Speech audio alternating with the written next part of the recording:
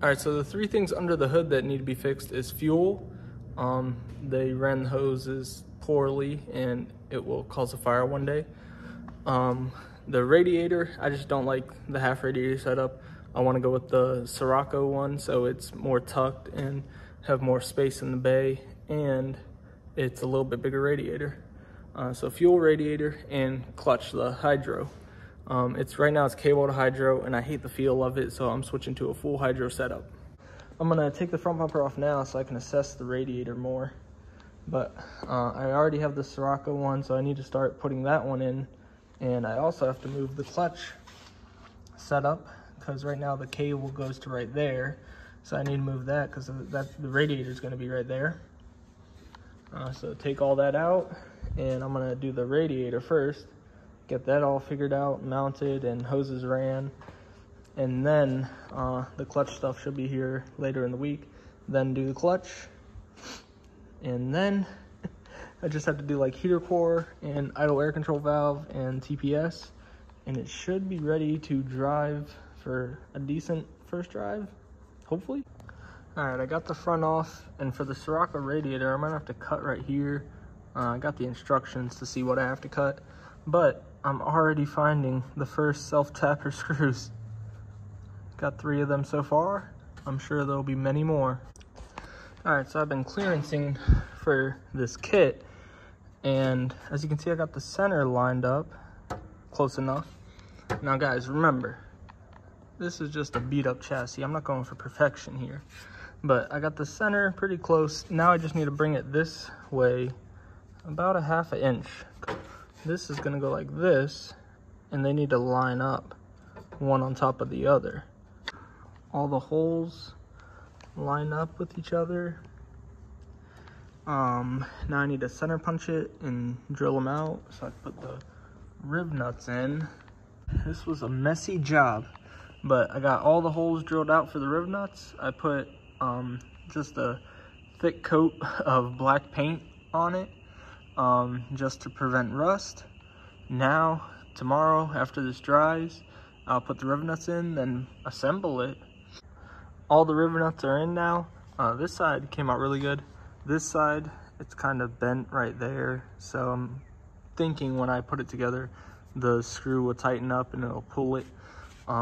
That's the thing with these older CRXs, is most of them are all banged up a little in the front or something. So yeah, it's just gonna happen when you do stuff like this on these older cars. So as you can see, it's all installed. This one would not work because it's bent down there. So I'm just gonna leave that one out. It'll be fine. It's just holding up a radiator. And the K-tuned traction bar should provide, because it ties in right here and right there. So that will provide the rigidity, I'm assuming. If not, I can always like cut and weld in this area, figure something out. Now I'm gonna clean up, because this was one of the messiest jobs I've ever done, just because it's grinding a whole bunch of metal. And after I clean up, then I can start test fitting the radiator and see how it's sitting and everything. The radiator is finally ready to go in. As you can see, I used those little springy things, basically like a zip tie setup on the bottom, but on the top I made these mounts. They're not pretty, but they're gonna be hidden, so it shouldn't matter where I'll paint them. But yeah, so that thing's in there. And this is how the previous owner did the wiring. I guess I'm just gonna leave it alone if it works.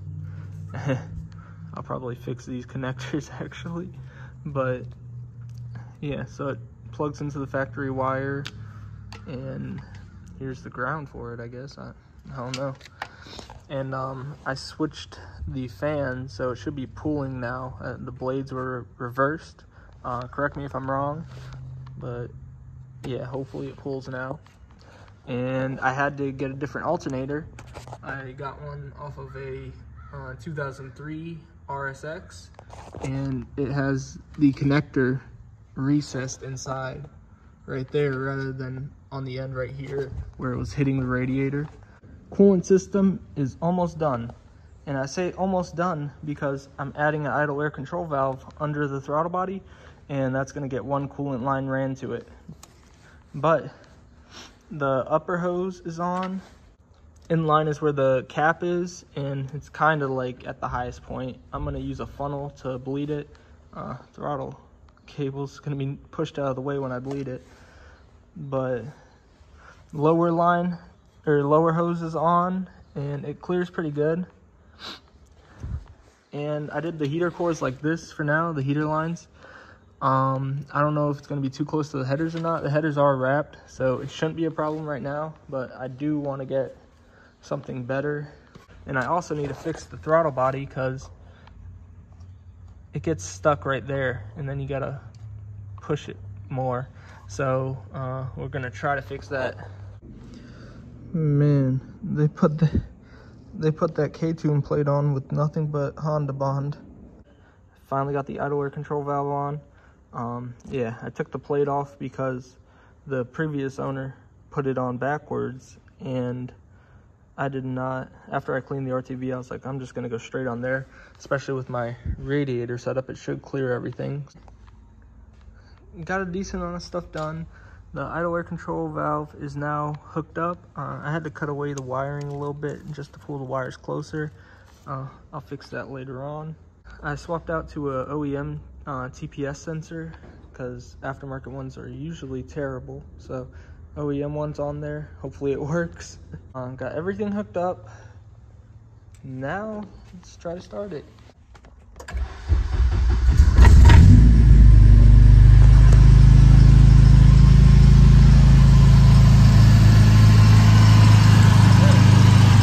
Idling now. Before it was at 400 RPMs.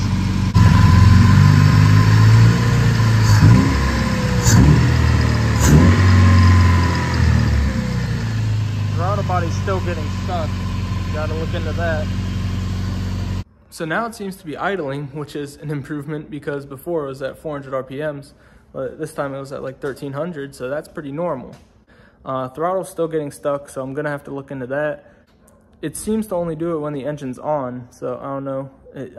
Well, from what I read, the springs aren't strong enough and you have to like drill a hole a little bit further back so the spring has a little more tension. I guess I'm gonna have to do that. All right guys, on the Skunk 2 throttle body, I ended up drilling a hole a little bit further up than the original, and the spring goes in there, so that should give it a little more pressure to close all the way when the engine's running.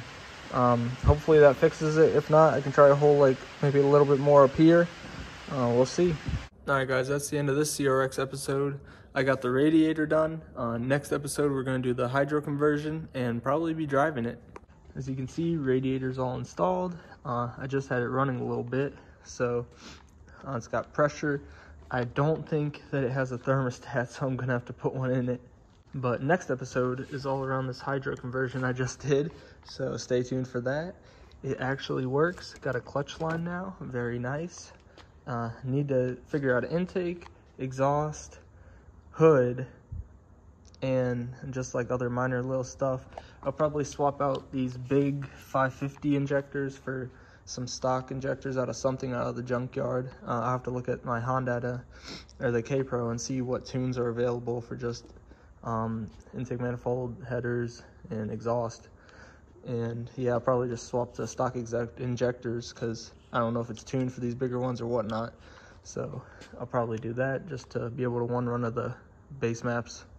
But overall, this is going pretty well. I did not fix the throttle body, so I ordered a blocks one because they're on sale right now, and I'll try that one out. But thank y'all for watching. Oh, I even put the seats in. Thank y'all for watching. I'll see you in the next one. And I need you, but I feel